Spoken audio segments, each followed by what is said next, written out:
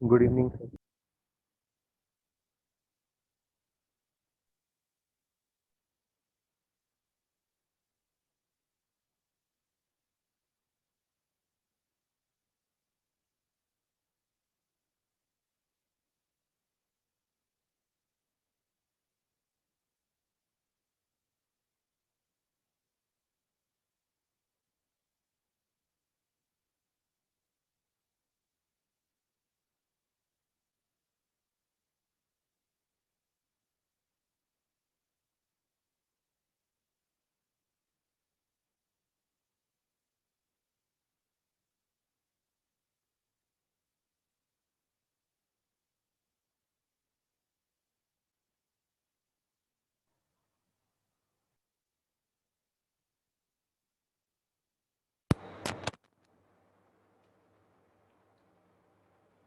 Evening बच्चों, आवाज़ आ रही है भाई?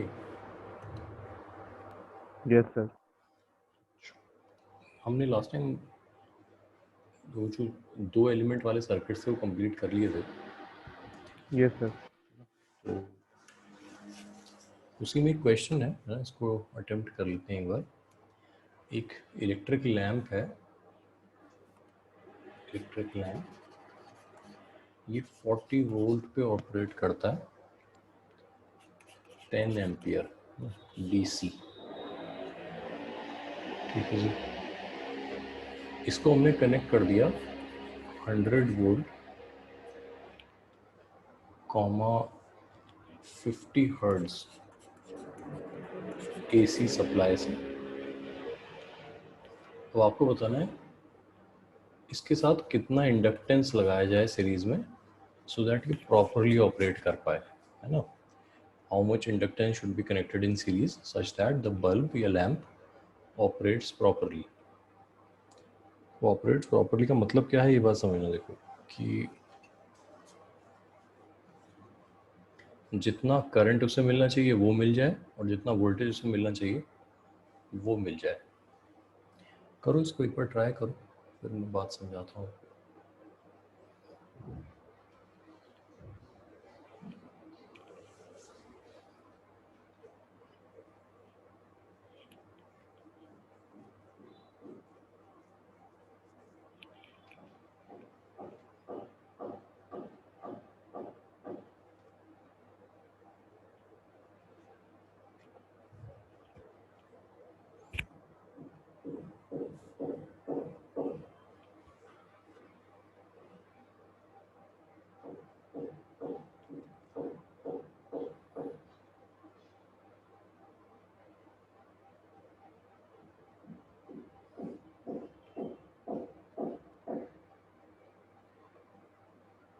मुझे बता सकते हैं कैसे सॉल्व होगा? बाकी कैलकुलेशन तो करते रहेंगे वो।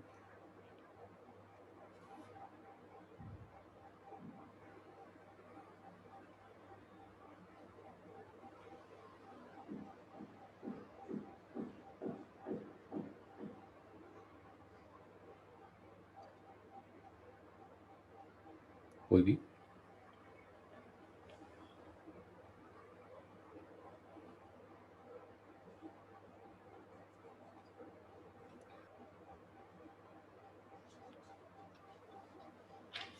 Hello sir. सर अब तक क्या क्या कर रहे हैं? कुछ नहीं यार, ये एक एग्जाम्पल कर रहे हैं बस, है ना। एक क्वेश्चन है, इसको अटेम्प्ट कर रहे हैं। Okay sir. चलो देख लो इसको कैसे होना ही है ना। देखो करंट अपने को 10 एम्पियर चाहिए, तो आप ऐसे कह सकते हो कि जो करंट होगा एसी में वो हो जाएगा EMF अपॉन जेड। ठीक है। अच्छा, यहाँ ये जो डेटा दिया हुआ है 40 और 10, इससे आर की वैल्यू देखो 4 ओम आ जाएगी। तो आई को हमने 10 लिखा, ई को 100 लिखा, जेड को क्या लिखेंगे? इसको लिखेंगे 4 square R square plus omega times L का होल स्क्वायर। ओमेगा कितना है? Omega is 100 pi. यहाँ पुट कर देंगे और सॉल्व कर लेंगे। ठीक है, तो ये देख लो, बस इसको सॉल्व कर लेना और इसका आंसर मैं बता देता हूँ, है ना। वो मैच करा लेना बाद में आप। इसका आंसर आएगा 0.029। एल आएगा 0.029 हेनरी। ठीक है, ये चेक कर लेना।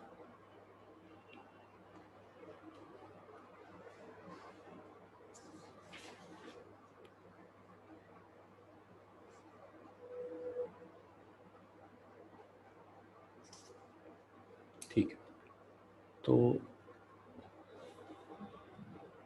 अब हम इसमें देख लेते हैं L C R series circuit, यानी एक ऐसा सीरीज सर्किट जिसमें सोर्स के साथ इंडक्टर भी है, कैपेसिटर भी है और रेजिस्टेंस भी है। ठीक है, तीनों सीरीज में लगे हुए हैं। वोल्टेज कैसे डिवाइड होगा, यहाँ पे वोल्टेज आ जाएगा VL, इसके क्रॉस आ जाएगा VC और इसके क्रॉस आ जाएगा VR, है ना। फिर से वही कॉन्सेप्ट समझ लेना, इंस्टेंटेनियस वैल्यूज के लिए VL plus VC plus VR source के EMF के इक्वल होगा। इंस्टेंटेनियस वैल्यूज के लिए RMS और पीक के लिए नहीं होगा। ठीक है, इसमें रेजिस्टेंस XL और XC इस तरह से आपस में रिलेटेड होंगे। XL आगे होता है फेज में, XC पीछे होता है और R करंट के साथ होता है। यहाँ पे अभी देखना, मैंने इसका एरो बड़ा बनाया, इसका एरो छोटा बनाया, तो हम मान के चल रहे हैं कि XL XC से ज़्यादा है। उल्टा भी हो सकता है इसमें, बिल्कुल, है ना। तो ओवरऑल आपके पास इस तरीके से बन जाएगा। ये हो गया XL माइनस XC। अभी के लिए मैं मॉड लगा देता हूँ यहाँ पे, ताकि जो भी ज़्यादा होगा उसमें से छोटे वाले को माइनस कर लेंगे, ये R हो जाएगा और ये हमारा Z बन जाएगा। ये वाला एरो जो है ये Z बन जाएगा। इसको फाई लिख देते हैं, यानी Z की वैल्यू कितनी हो गई इस केस में, under root of XL minus XC का whole square plus R square. ठीक है ना। और tan फाई की वैल्यू कितनी हो गई, XL माइनस XC का मॉड अपॉन R। अभी ज़रूरत नहीं है हमें, लेकिन cos फाई आगे चल के ज़रूरत पड़ेगी, तो उसको R बाय Z लिख देंगे। यहाँ तक नोट करो, कुछ पॉइंट्स हैं इसमें, वो डिस्कस कर लेते हैं।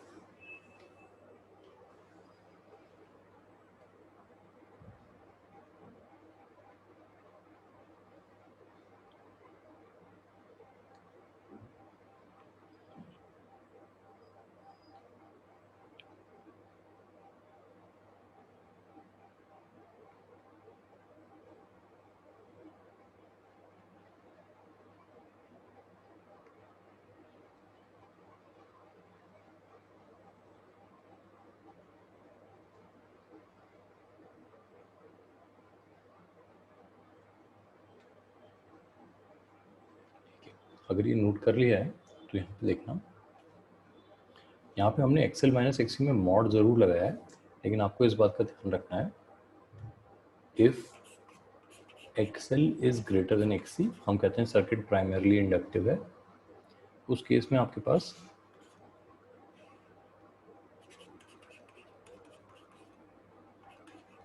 इस तरह का फेज रिलेशन आता है। यानी हम कहेंगे EMF leads the current, EMF source की बात कर रहे हैं, बाय फाई। नोट कर लो उसको, EMF leads the current by phi.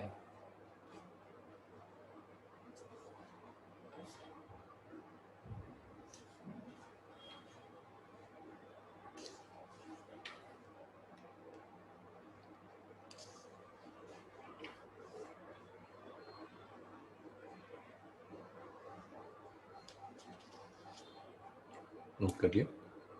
अब इसमें देखो, if X C is greater than XL, अगर ऐसा होता है तो इस केस में आपके पास डायग्राम ऐसा बन जाएगा, ये हो जाएगा एक्स सी माइनस एक्सएल, ये आर हो गया और ये जेड हो जाएगा, ये फाई हो गया। तो इस बार हम कहेंगे current leads the EMF by phi. Note कर लो इसको।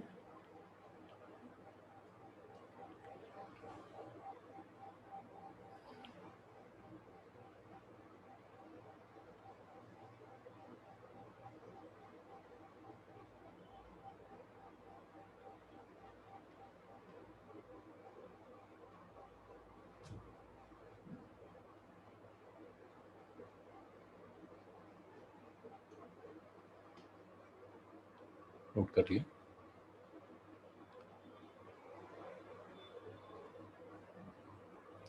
अब मान लो हमारे ईएमएफ की इक्वेशन है E equal to E naught sine of omega T.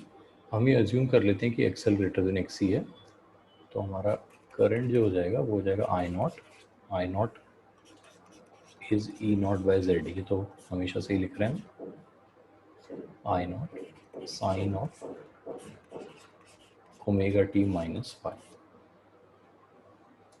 क्योंकि XL greater than XC assume किया हमने, यहाँ पे लिख देते हैं X L greater than X C, ठीक है ना। तो अगर कोई पूछे किसी वक्त instantaneous voltage across the resistance कितना होगा, तो हम कह देंगे वी आर नॉट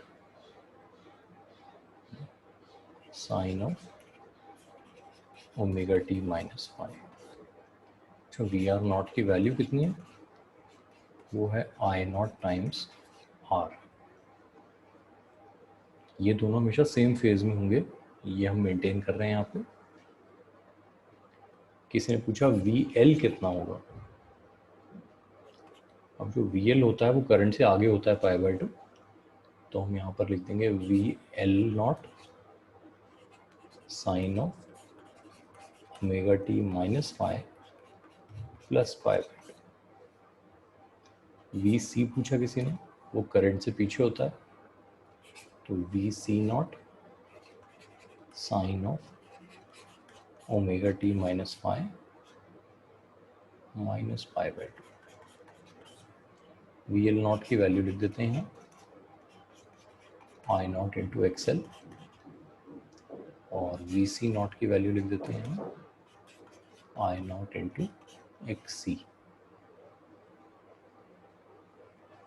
नोट कर लो ये।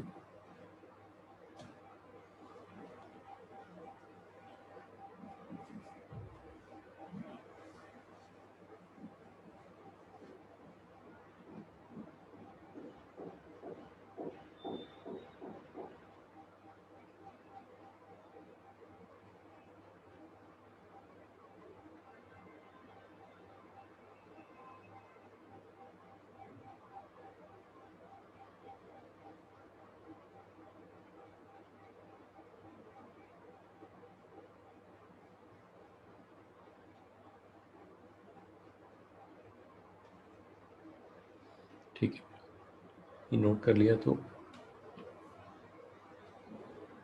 फेजर डायग्राम्स ड्रॉ कर लेते हैं।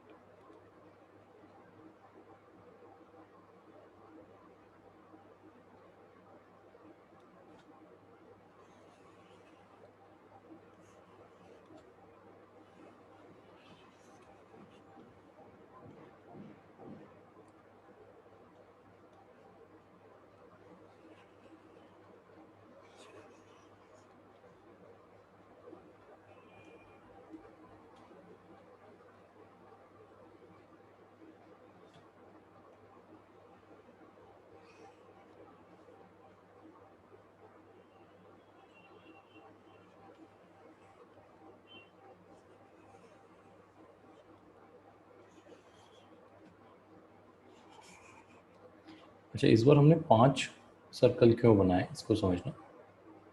हमने एक ब्लैक बनाया, मान लेते हैं ये VC को रिप्रेजेंट कर रहा है ना,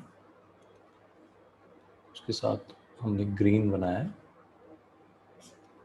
ये मान लेते हैं VL को रिप्रेजेंट कर रहा है, फिर एक येलो है, ये VR को रिप्रेजेंट कर रहा है, एक रेड है, ये करंट को रिप्रेजेंट कर रहा है, और फाइनली एक ब्लू है जो सोर्स के EMF को डिनोट कर रहा है। नोट कर लो एक बार।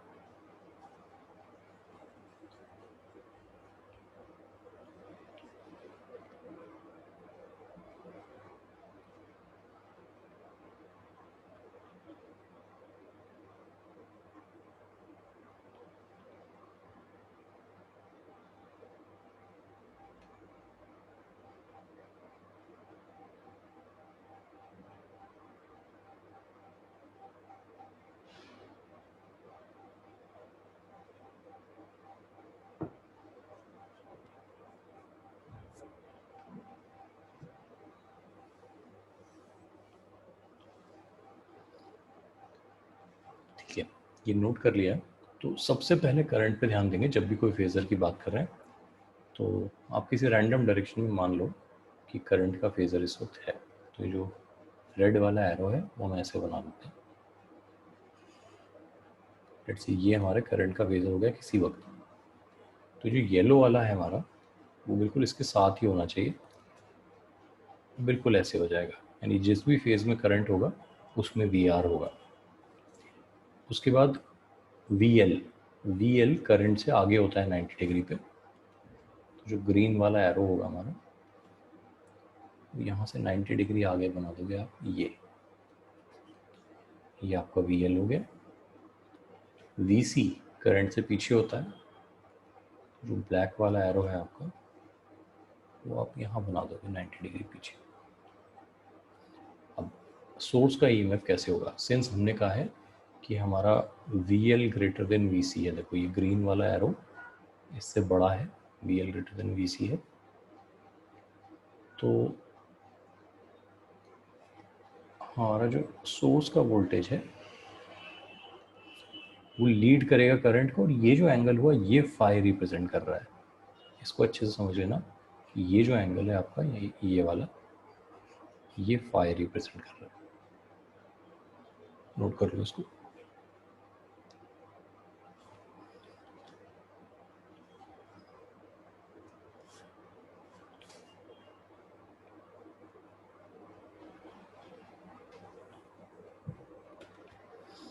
और एक बार आपको ये फेज रिलेशन समझ में आ जाए तो कोई भी इंस्टेंटेनियस वैल्यू बताना कितना इजी हो जाता है, वो एक न्यूमेरिकल एग्जांपल से देख लेते हैं।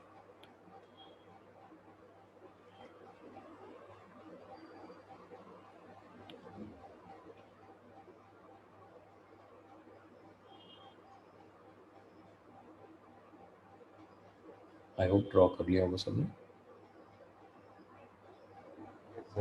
ठीक है, तो एग्जांपल ले लेते हैं। मान लो क्वेश्चन लिखा हमने कि XL मान लेते हैं हमारा 4 है,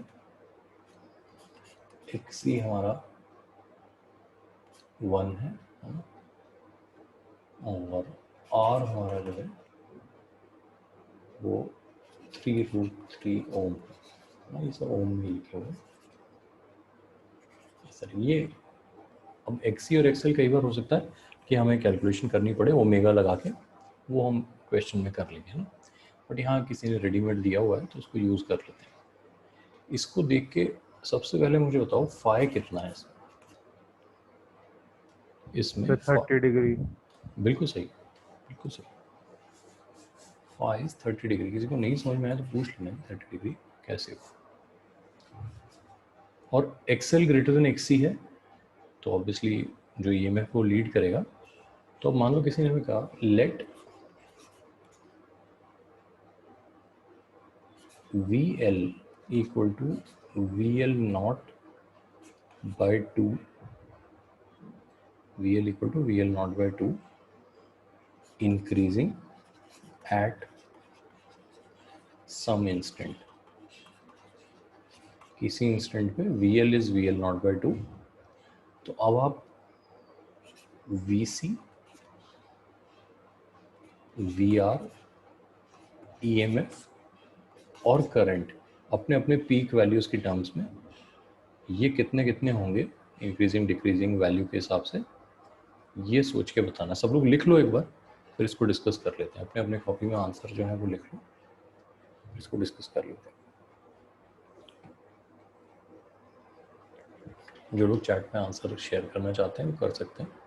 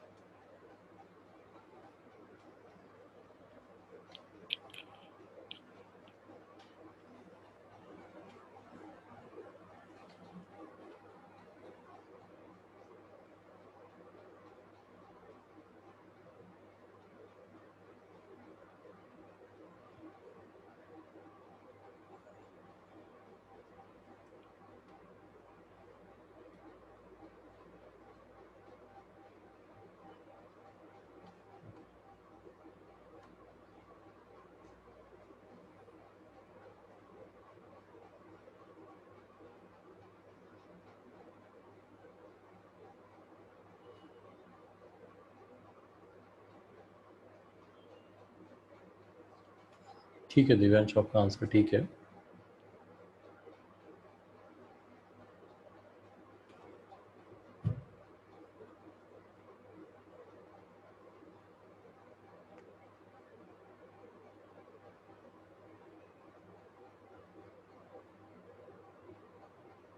अमित का भी आंसर ठीक है।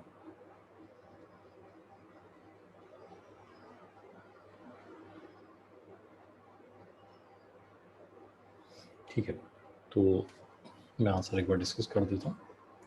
सबसे पहले आपको ये समझना होगा कि जो वी एल है आपका, ये 30 डिग्री के फेज में है इस वक्त, 30 डिग्री में। तो जो वी सी होगा वो इससे 180 डिग्री आउट ऑफ फेज होगा, ये 210 पे होगा। फिर वी आर की बात करते हैं। वी आर और आई हमेशा सेम होते हैं फेज में। तो voltage across inductor Leeds the current by pi by 2, ये फैक्ट हमें पता है। तो अगर ये 30 डिग्री पे है, फर्स्ट क्वाड्रेंट में है, तो ये जो होगा ये 300 डिग्री पे होगा, यानी फोर्थ क्वाड्रेंट पे। तो ये भी 300 डिग्री पे होगा।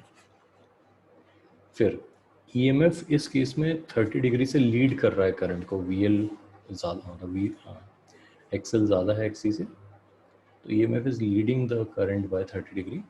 तो इसमें और 30 ऐड कर देते हैं, ये 330 पे होगा। सबसे पहले ये तो इनके इंस्टेंटेनियस फेज समझ लो आप, 210, 300, 330, 300। कोई डाउट हो किसी को तो पूछना, मैं फिर से समझाऊंगा। फिर अब वैल्यू बताना बहुत इजी है। ये -12 इंक्रीजिंग हो जाएगा, ये -√3/2 डिक्रीजिंग हो जाएगा, ये भी सेम हो जाएगा, और ये -12 डिक्रीजिंग हो जाएगा। अपने अपने पीक वैल्यूज़ का है, नोट कर लें इसको।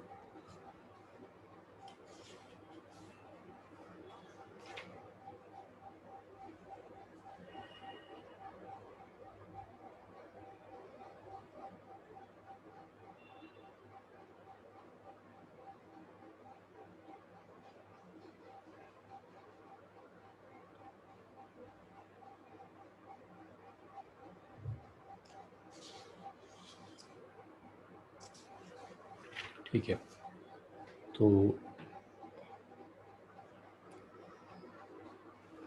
और दूसरा क्वेश्चन लिख लेते हैं, LCR का ही लिखेंगे अभी।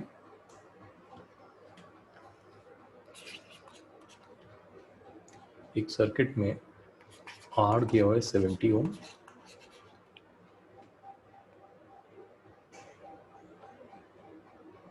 और L दिया हुआ है 1.5 हेनरी और C दिया हुआ है 30 माइक्रोफैरड और 300 हर्ट्ज का सोर्स है। इम्पीडेंस पता करना है आपको इसका, आई होप कर लोगे इसको, बिकॉज R है, L है, तो यहाँ से XL आ जाएगा, यहाँ से XC आ जाएगा, और ज़्यादा बड़ा कौन है, मतलब XL है, XC, उसके हिसाब से XL माइनस XC का होल स्क्वायर कर लोगे, R स्क्वायर में ऐड करके रूट लेके Z आ जाएगा।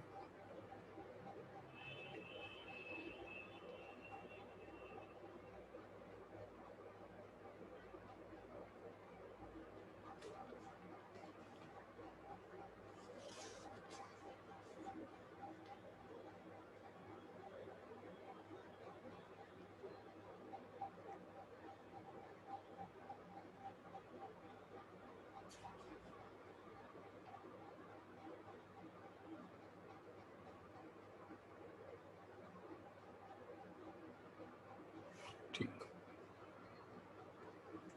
एक और क्वेश्चन देख लेते हैं।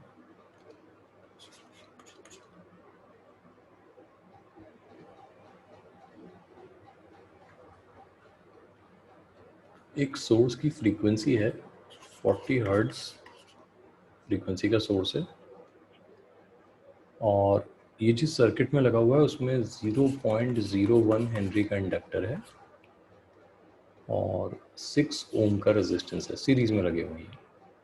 पूछा क्या गया है, find the time lag between maxima of current and EMF find the time lag between the maxima of current and EMF। कैसे करेंगे, एक बार ट्राई करो इसको, फिर देखते हैं इसको।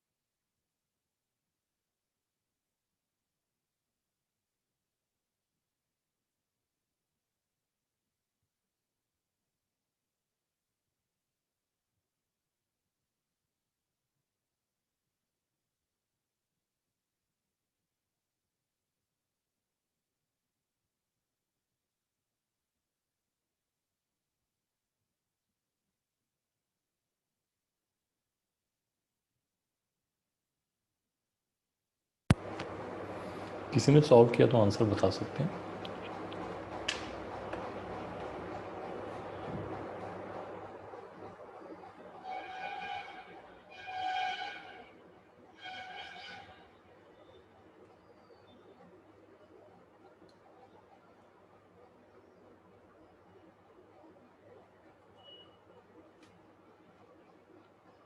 चलो देख लो इसको कैसे करेंगे। सबसे पहले आपको चाहिए होगा फाई, तो फाई कितना है, tan inverse of XL by R। 2 pi by 15। हाँ, पहला काम तो ये कर लेना है आपको, है ना। tan inverse of XL by are.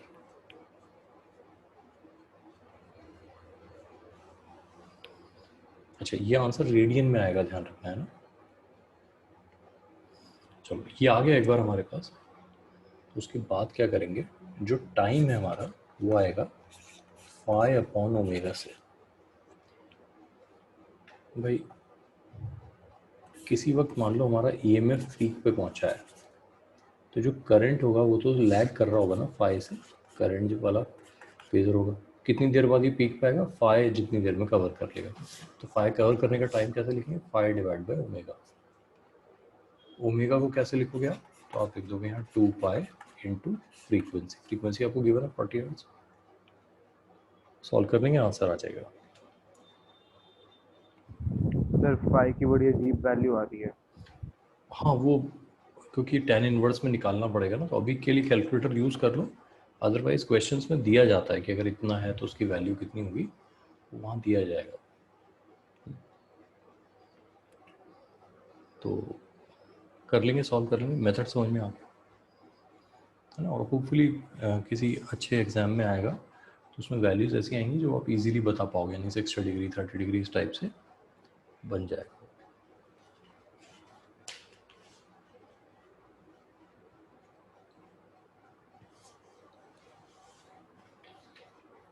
ठीक है, चलो अब लिख लेते हैं इसमें पावर इन एसी सर्किट्स।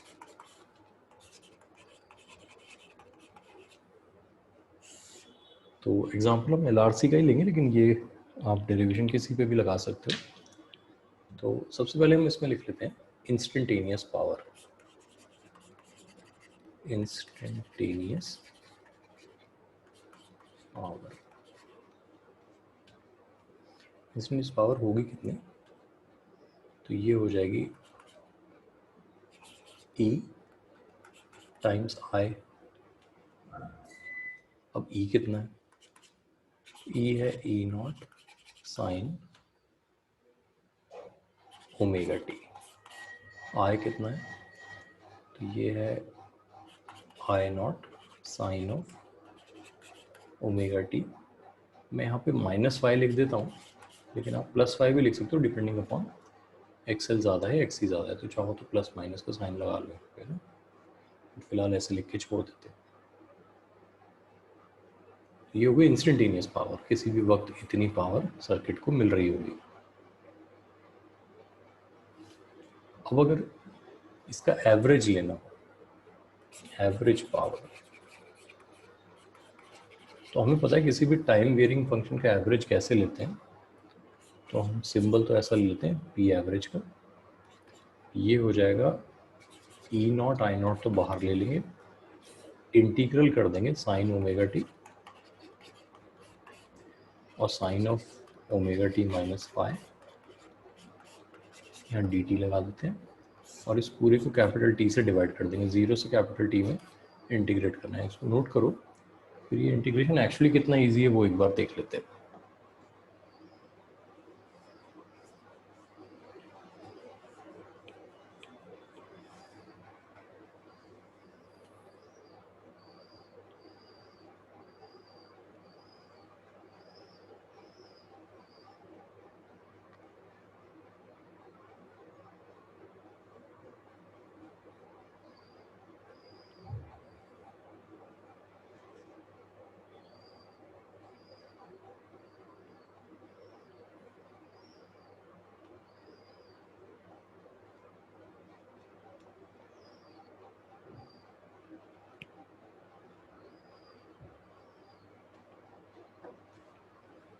ये लिख लिया है, तो यहाँ पे लिखते हैं, देखो एवरेज पावर हो गई हमारी ई नॉट आई नॉट, तो ऐसा कैसा रहेगा, इंटीग्रल का साइन है, अंदर क्या है साइन ओमेगा टी,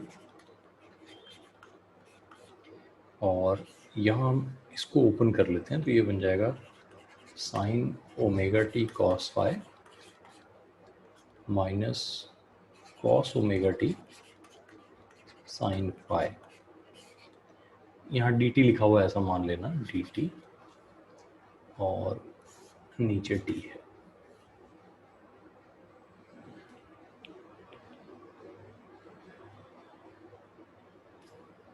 ये बन जाएगा हमारा E naught I not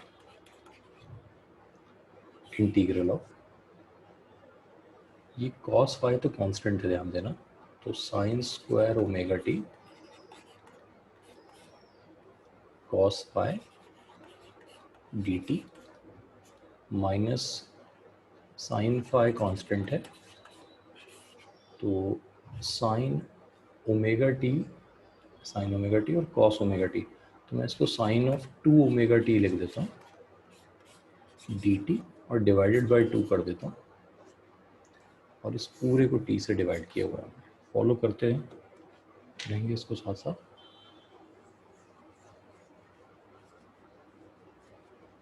integration की लिमिट 0 से टी है, ध्यान रखते हैं।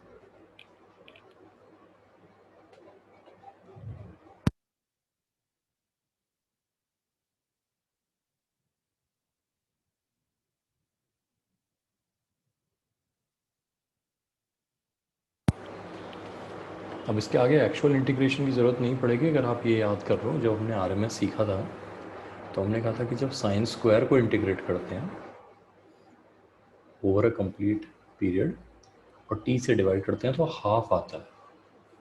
इसका मतलब हमारे पास ई नॉट आई नॉट अंदर से आ जाएगा हाफ और कॉस फाई, ये इस पूरे से आ जाएगा हमारे पास।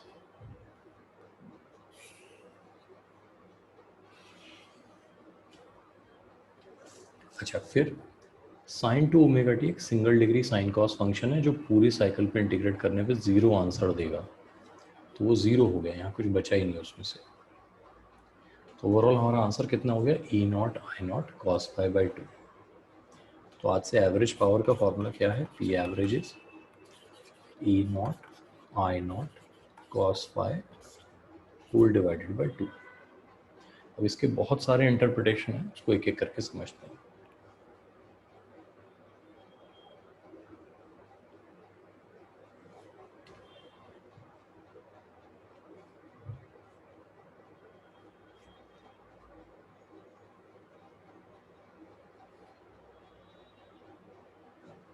इसको हम लोग इस तरीके से लिख सकते हैं, E naught by root 2 I naught by root 2 into cos phi, तो ये बन जाएगा E R M S I R M S cos phi. एक इंपॉर्टेंट फॉर्मूला ये भी हो गया, E R M S I R M S cos phi. ये जो कॉस फाई है इसको हम पावर फैक्टर कहेंगे, पावर फैक्टर। तो अगर कभी किसी क्वेश्चन में पूछा हो what is the power factor of this circuit, तो वहाँ पे आपको कॉस फाई बताना है। तो ध्यान रखना कि cos phi by the way कितना होता है, आर बाय जेड होता है।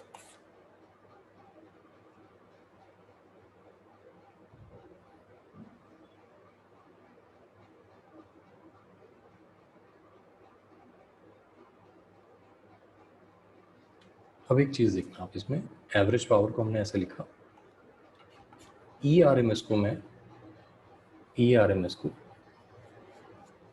आई R M S into Z लिख सकता हूँ, I R M S into Z.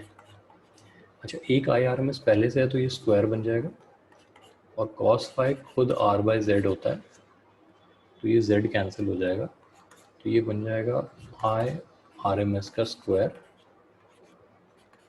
Into R. बहुत इंपॉर्टेंट बात है कि एवरेज पावर जो है वो आर एम एस करंट का स्क्वायर टाइम्स आर। डीसी में हम लोग पढ़ा करते थे power equal to I square R, तो उससे कंपेयर कर सकते हैं। अब ये बहुत डिटेल में समझेंगे इसको।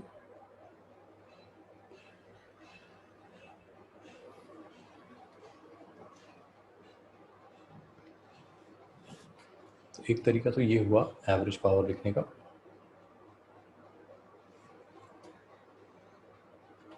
एक तरीका हुआ हमारे पास एवरेज पावर लिखने का, ये हो जाएगा ई आर एम एस तो हमने लिखा E R M S, I R M S को हमने लिखा E R M S upon Z, और यहाँ पे हमारे पास ऑलरेडी आर बाय जेड पहले से है। अगर मैं इसको एक आर से और ऊपर नीचे मल्टीप्लाई कर रहा हूँ, देखो आर बाय जेड जो होता है, आर बाय जेड वो कॉस फाई होता है। इसको मैं ऐसे लिख सकता हूँ, E R M S cos phi का whole square upon R. Note करो इसे, इसका क्या सिग्निफिकेंस है इसको समझते हैं।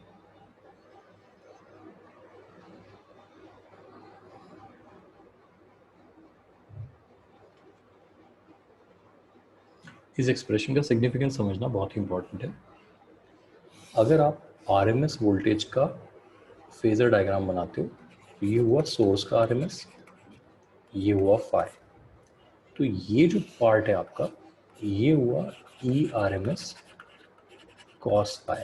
और ये क्या है, ये किसको मिला, ये मिला रेजिस्टेंस को। तो ये है वोल्टेज अक्रॉस रेजिस्टेंस की आरएमएस वैल्यू, यानी रेजिस्टेंस के क्रॉस वोल्टेज टाइम के साथ चेंज होता रहेगा। अगर हम उसका आरएमएस निकालें ओवर अ कंप्लीट साइकिल, तो इस नंबर के बराबर आएगा। बताने की जरूरत नहीं पड़नी चाहिए, लेकिन अगर मैं यहाँ पे E R M S sine phi लिखता तो ये क्या बन जाता है ना, ये चाहो तो मुझे चैट में बताना कोई। एनीवे, तो ये लिख लें। तो इससे हमने क्या किया, हमने यहाँ पे लिख दिया वी आर का आर एम एस, इसका कर दें स्क्वायर और आर से डिवाइड कर दें।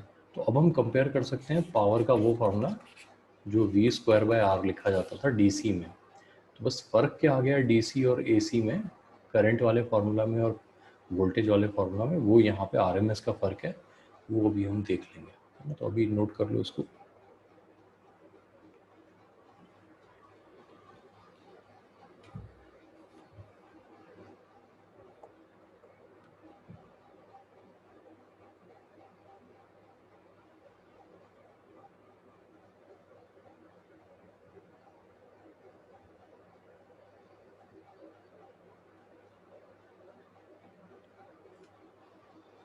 तो इस पॉइंट पे हम डिस्कस कर सकते हैं, देखो,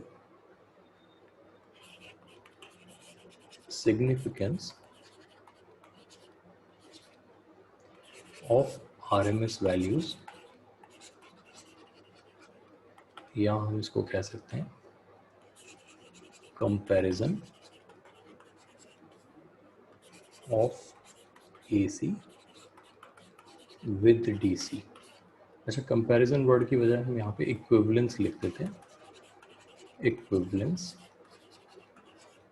ऑफ एसी विद डीसी, है ना। क्या मीनिंग हुआ इसका वो समझते हैं एक बार। तो एग्जांपल के साथ समझना, let there be a bulb. अभी जो बल्ब है ये 60 वॉट का बल्ब है और 200 वोल्ट डीसी पे ऑपरेट करता है ना। इसका मीनिंग क्या हुआ, इसका मीनिंग ये हुआ कि अगर आप 200 वोल्ट डीसी बैटरी इसके साथ लगाओगे बल्ब के साथ, तो ये कितनी पावर कंज्यूम करेगा, 60 वॉट की पावर कंज्यूम करेगा। अब हम कहते हैं now in order that the bulb consumes 60 watt in an AC circuit,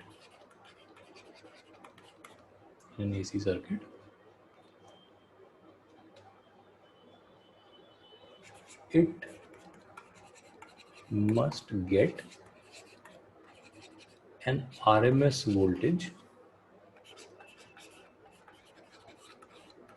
equal to 200 volt. Note करो जरा ऐसे,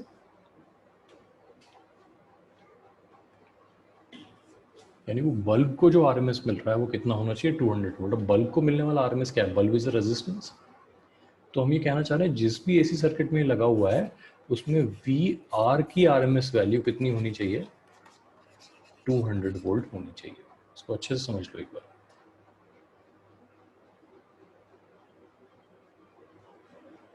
सर ये स्टेटमेंट समझ नहीं आया। हाँ हाँ, स्टेटमेंट ही समझा रहा हूँ। देखो, आप का बल्ब जो है वो 60 वॉट पे ऑपरेट करता है अगर उसको 200 वोल्ट मिल जाए तो। ये सही बात है? Yes sir. ठीक है। अगर आप उसे एसी सर्किट में लगाते हो, एसी सर्किट में तो वोल्टेज कभी ज़्यादा मिलता है, कभी कम मिलता है, कभी ज़ीरो मिलता है, कभी नेगेटिव मिलता है, कभी पॉजिटिव मिलता है। मानते हो इस बात को? यस। ठीक है। तो हम कैसे कहेंगे कि जो हमारा बल्ब डीसी में 60 वॉट कंज्यूम करता था वो एसी में भी 60 वॉट ही कंज्यूम करे, एवरेज पावर उसकी कितनी रहे? 60 वॉट रहे। ठीक है ना? तो ऐसा करने के लिए हमें जो उसको वोल्टेज देना है आरएमएस की फॉर्म में, वो कितना देना है? जितना उसको डीसी में मिलता था, ठीक है 200। बिल्कुल, ये समझ गए ना? तो हम डीसी को एसी से कभी भी पीक की टर्म्स में कंपेयर नहीं करते। किसकी टर्म्स में कंपेयर करते हैं? आरएमएस की टर्म्स में कंपेयर करते हैं, है ना? तो whenever a DC circuit is being compared with N AC circuit, A DC element is being compared with N AC element, तो जो इक्विवेलेंस है वो किसकी है? डीसी तो जैसा है वैसा का वैसा ही रहेगा, एसी आते आते वो क्या हो जाएगा? आरएमएस हो जाएगा। इस बात को समझो। मेरी बात समझ रहे हो कि नहीं? Yes sir. है ना? तो एक इक्विवेलेंस हमें समझ में आ गया। जैसे होता है ना एक्सचेंज रेट कहते हैं हम लोग रुपये और डॉलर का, तो उसी हिसाब से है कि जब आप कन्वर्ट करते हो एसी से डीसी या डीसी से एसी, तो जो कन्वर्जन है वो किन के बीच में हो रहा है? एसी के आरएमएस और डीसी की कंप्लीट वैल्यू के बीच में। डीसी में तो एक ही वैल्यू होती है, उसमें तो कोई दूसरी वैल्यू का काम ही नहीं है। अब ये जो 200 है ये कैसे इंपॉर्टेंट हो जाता है, इस बात को समझना कि मान लो let the AC source be of ERMS equal to 400 volt. ध्यान देना, एसी सोर्स का खुद का ERMS कितना है? 400 वोल्ट है।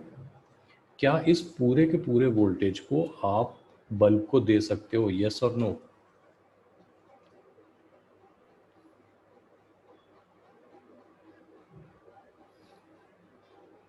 चलो, आई होप कि नो कहते, अगर कह पाते तो। No sir. ठीक है। तो 400 वोल्ट तो आप नहीं दे सकते, आपको तो 200 चाहिए। इसका मतलब आपको कुछ ऐसा एलिमेंट इसके साथ लगाना होगा कि आपने यहाँ दिया 400 सोर्स को, उसमें से रेजिस्टेंस पार्ट को कितना मिल गया? 200। तो साथ में आपके पास एक एक्स वाला कंपोनेंट होना चाहिए, एल या सी या दोनों, जो भी कहें। तो अब बताओ ये एंगल कितना दिख रहा है आपको? ये एंगल कितना दिख रहा है? 60 डिग्री दिख रहा है। बिल्कुल। इसका मतलब जो x कंपोनेंट होगा आपका, अगर मैं बोलूँ x अपॉन 200 कितना होगा, तो आप इसको tan 60 डिग्री यानी कि √3 कह सकते हो। तो आपको जो x चाहिए होगा वो कितनी वैल्यू का चाहिए होगा? 200 √3 का। सॉरी 200 नहीं, यहाँ r लिख देता हूँ मैं, तो r लिखूँगा मैं, x अपॉन r इतना होगा। तो जो भी r की वैल्यू होगी, r टाइम्स √3 का मुझे x चाहिए होगा। इसको नोट कर लो एक बार।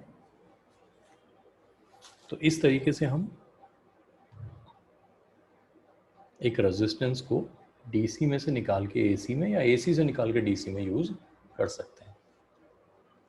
अभी ये बात करंट की टर्म्स में भी कर लेते हैं, वोल्टेज की टर्म्स में आई होप आपको समझ में आ गई है।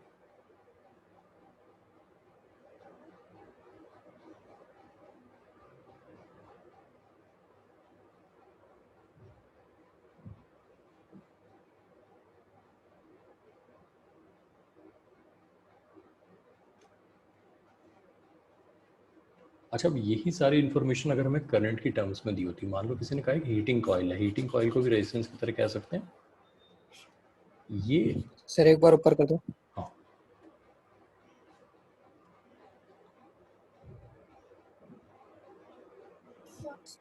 हो गया सर। तो मान लो ये हीटिंग कॉइल है और किसी ने कहा कि हीटिंग कॉइल 10 एम्पियर अगर मिले तो 100 वॉट पे ऑपरेट करती है, 100 वॉट कंज्यूम करती है, हीट प्रोड्यूस करती है 100 वॉट की। अगर कितना एम्पियर करंट मिल जाए इसको? 10 एम्पियर डीसी 10 एम्पियर मिल जाए तो अब अगर हमने कहा कि in order that the coil consumes an average power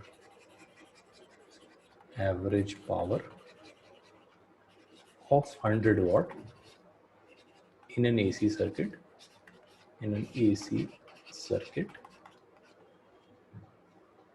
जो करंट उसको मिलना होगा RMS current should be equal to कितना 10 एम्पीयर, यानी जितना करंट DC में उसे चाहिए पूरा वही करंट AC में उसे किस फॉर्म में मिलना चाहिए, RMS की फॉर्म में। अगर ऐसा होता है तो उसकी जो पावर रेटिंग रहेगी, पावर कंजम्पशन रहेगा, वो सेम रहेगा। इस बात को समझ लो।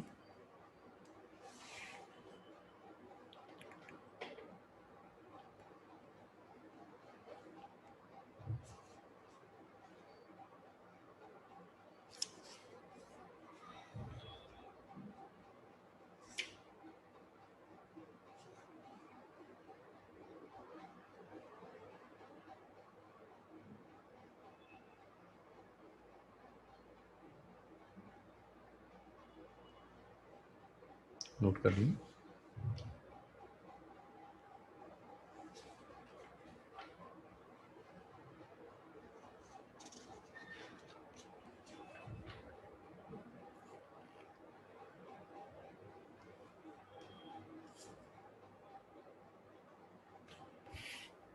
कर लिया सर। ठीक है, तो ये वाली बात समझ जाएंगे, RMS वाला बात, कि जब भी आपको एक DC डिवाइस को AC में यूज़ करना है और ये चाहते हैं कि उसकी पावर चेंज ना हो, जितनी पावर वो वहाँ कंज्यूम कर रहा था उतनी यहाँ करे, तो आपको उसको करंट या वोल्टेज जो भी क्वेश्चन में गिवन है वो RMS की फॉर्म में उतना ही प्रोवाइड करना है जितना आप DC में किया करते थे। देख लेते हैं। देखो, मान लो हमारे पास एक बल्ब है, ये है 50 वॉट और 100 वोल्ट का, 50 वॉट 100 वोल्ट का बल्ब है ना। अब इसको हमने लगा दिया एक 200 वोल्ट 50 हर्ट्ज सोर्स के साथ।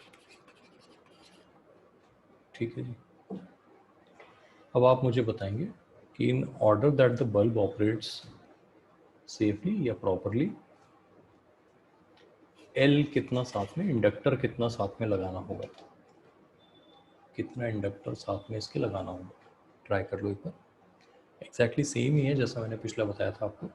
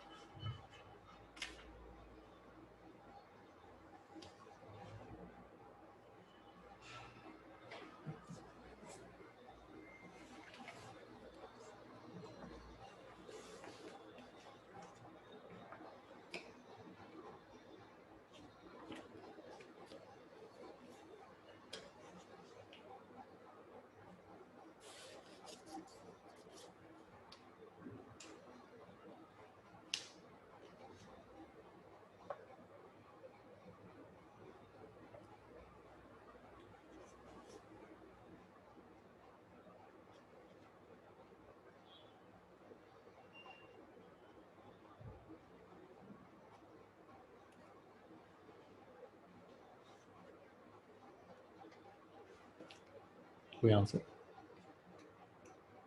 यस सर, बस 1 मिनट होने वाला है।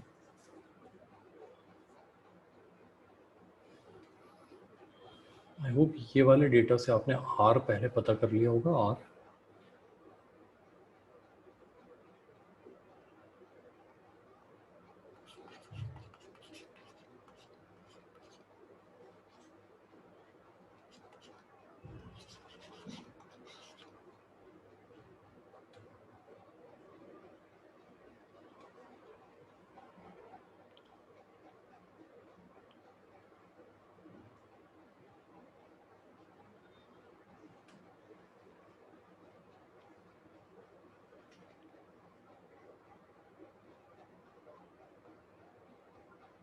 तो 7/22 है आंसर।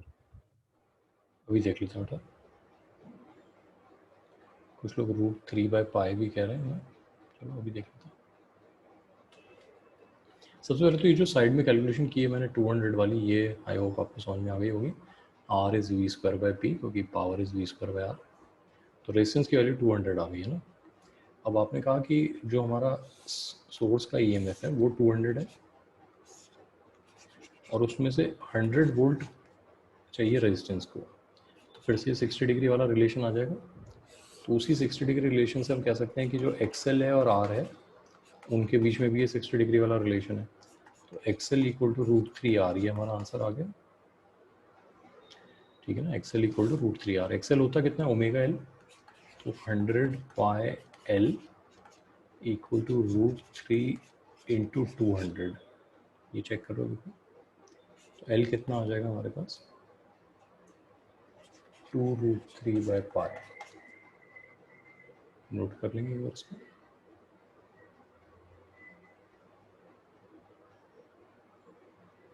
√3/π ये आंसर था शायद किसी का। हाँ, ये अमित का आंसर था। ठीक है, एक बार चेक कर लो, कोई बात नहीं समझ में आई तो मैं फिर से समझा देता हूँ आपको। DC वाले डेटा से हमने R ले लिया और AC में हमने फाई पता कर लिया कितना होना चाहिए अगर उसको सही वोल्टेज मिलना है। तो उस फाई से फिर हमने XL और R को रिलेट कर दिया आपस में। कर लेंगे, ठीक है। तो ये तो पावर वाली बात हमने कर ली है। अब हमारे पास इस चैप्टर में सिर्फ 2 टॉपिक रह जाते हैं, एक रेजोनेंस है, रेजोनेंस, और एक ट्रांसफार्मर्स। ठीक है ना, ये दोनों कर लेते हैं, फिर ये चैप्टर हमारा कंप्लीट हो जाएगा। फिर ऑप्टिक्स पढ़ लेंगे यहाँ तो, है ना। ठीक है, तो इसकी प्रैक्टिस कर लें थोड़ा। अब तो आप HC वर्मा के क्वेश्चन मोस्टली सारे कर सकते हो, बस लास्ट में जो रेजोनेंस वाले होंगे वही आपको शायद दिक्कत आएगी। तो अब चाहो तो ट्राई कर सकते हो, रेजोनेंस जहाँ भी दिखाई दे आपको वो छोड़ देना है ना। तो इसको फिर नेक्स्ट टर्न पे हम आगे बढ़ाते हैं। Thank you sir. Thank you sir.